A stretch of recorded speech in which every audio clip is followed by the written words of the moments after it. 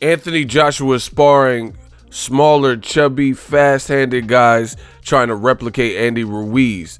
And one of them is the black Andy Ruiz, Gemini man. What up, Fight World? It's your boy, Ego, in the back with some more boxing. Make sure you smash the like button. Also, subscribe to the channel for the latest and greatest in boxing. If you want to become part of the gang notification gang, please hit the bell icon. Shout out to the super chats, channel donations, the Venmo donations, and the Patreon family. We work. Also, sign up for ESPN Plus using my affiliate link. Again, I am an affiliate working with ESPN and Disney. So anytime you use that link to order ESPN pay-per-views, sign up for ESPN Plus, it helps the channel.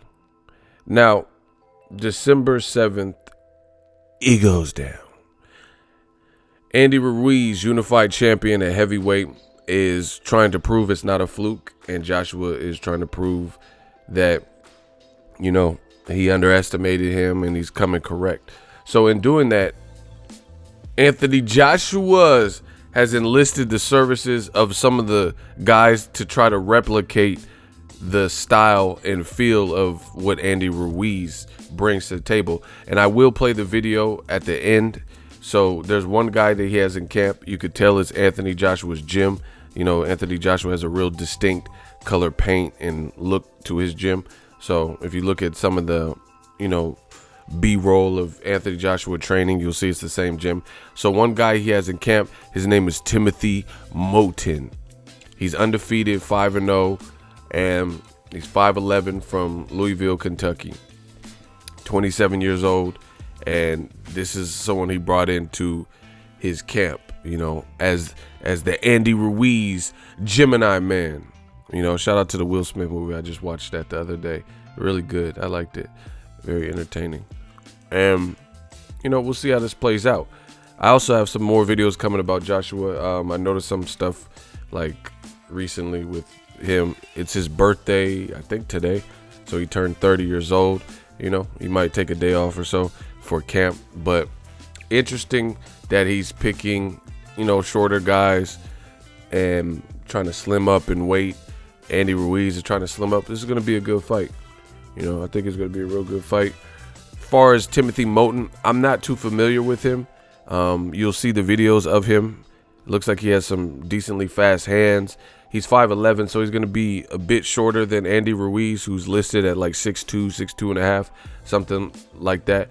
And one thing about Andy Ruiz that's hard to replicate is, first of all, sparring. But beyond that, you can't replicate chin, you can't replicate heart, and you can't replicate experience. And I don't know about, like I said, much about Timothy Moten, so I don't know what his chin's like. We haven't seen him in there with anywhere near the caliber of people. So in the experience department and the power department, you could tell just from, you know, if you look at his names, Andy Ruiz is a more experienced guy. I mean, he's sparred with Evander Holyfield, fought for a title twice, Joseph Parker in New Zealand. You know, he's fought Joshua on late notice, 5-6 weeks notice. He's trained with Freddie Roach. He's trained with Abel Sanchez, you know. And I've known about Andy Ruiz Jr. and followed his career since the Top Rank days. So he's definitely beating Timothy Moten in the experience department and resume department. I'm looking at the names right now, and he fought guy Francois Russell, Chris Beal, Preston King, Francois Russell again. And the guy has a record of 3-30 when he rematched him, you know. And then he just fought a guy, Alejandro Santiago, who was 0-5, and Chris Beal was 0-2, and then the Francois Russell, when he first fought him, was 2-22. So he really has fought guys with losing records, and these are 4-round fights, and he only knocked out 2 of them out of the 5, which early in the career, like even guys like that aren't notable punchers like Paulie Malignaggi and Timothy Bradley, early in their career, you'll see that they have, you know, a decent amount of knockouts because the competition, you know, they're fighting the guys that you fight to build your pro career, as opposed to just going in with world beaters, unless they have like crazy amateur pedigree, like, Lomachenko, Rigondeaux, those guys can typically tend to start off quicker, because they have 300, 400 amateur fights, Olympic gold medals and stuff like that. So in the power department, Andy Ruiz is definitely beating him, because Andy Ruiz, I remember, used to watch his fights on Top Rank, and especially when he was fighting the guys, that you hadn't really heard of, he was like knocking them out and hurting them and stuff like that. So interesting pick, interesting pick for Joshua. I'm surprised he doesn't bring Joey DeVecco back. Now there's this big hoopla about Joey DeVecco.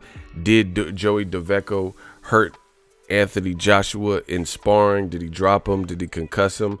And Team Joshua has vehemently denied these allegations. But the fact that he hasn't brought him back into camp, and he also, I think, is probably, I'm not saying he fights exactly like Andy Ruiz, but he seems to be even better dead ringer match, because I think he has more power than the Tim Moten guy from, just looking at his resume and obvious things.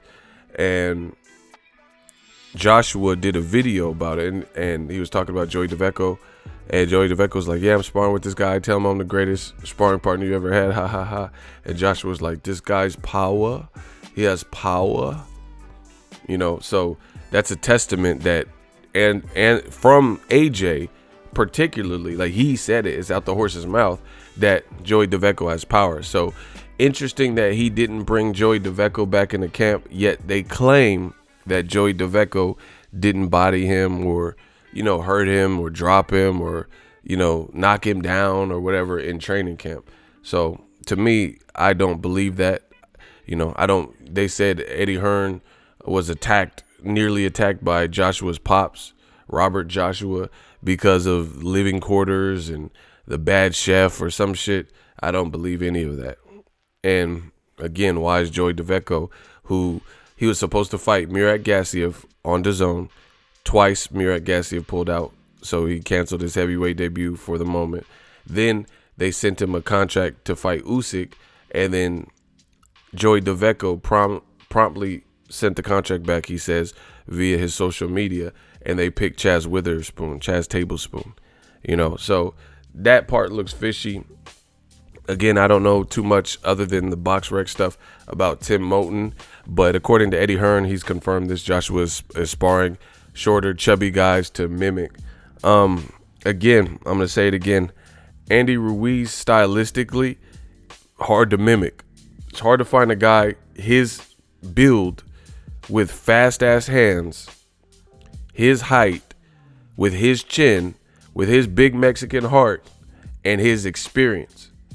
It's like that's just a task, because you see guys, if you see a guy, like people confuse Andy Ruiz's shape and they just look at him as a big guy, bro. The fact that I've seen Andy Ruiz training and he's doing ladder drills like the football players and stuff, he's not like there's a difference between Homer Simpson, drinking Duff beer, and what Andy Ruiz is still a professional athlete, and he's putting in the work. Some people's body is just what it is. That's what it's going to be.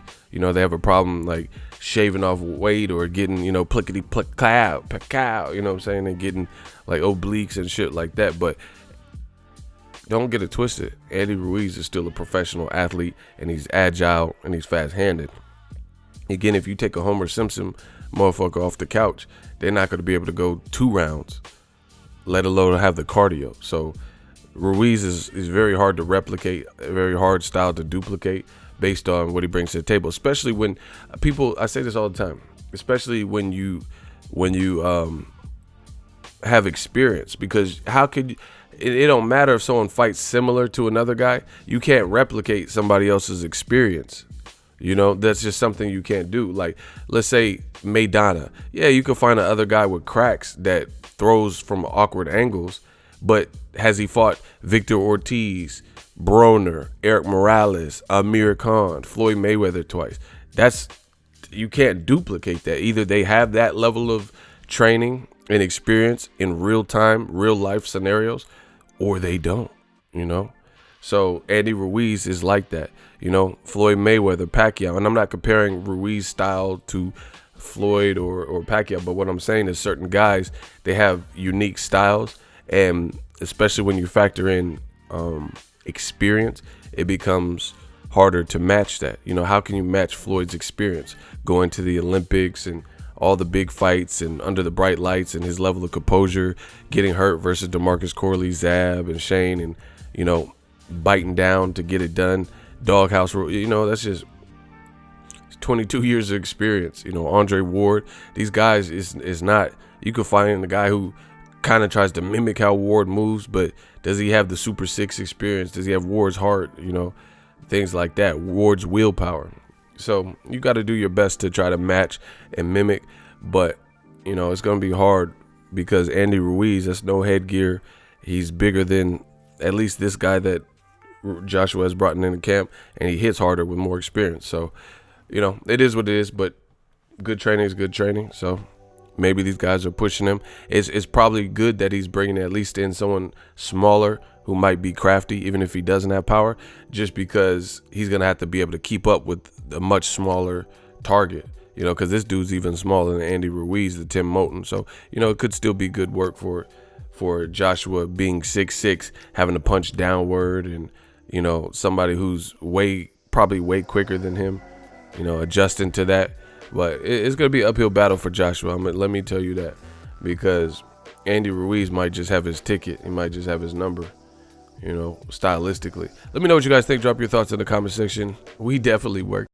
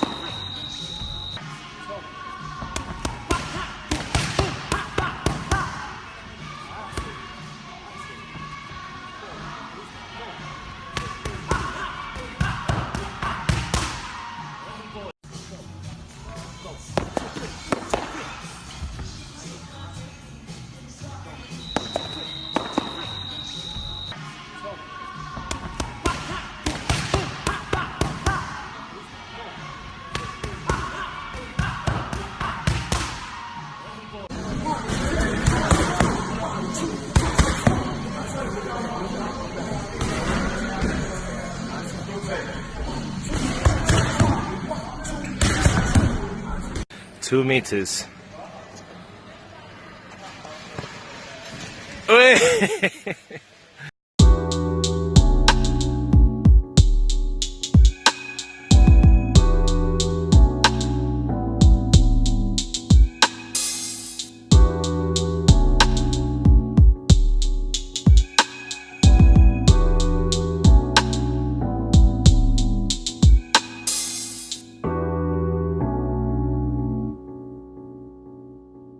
So if you enjoyed this video and want more content like this on the channel, you can show your appreciation by going to the PayPal donate button or the YouTube support button, and you can donate any amount that you feel is equivalent to the value of this video. Much more to come. Thank you guys for your support. Boxing Ego, the future of boxing.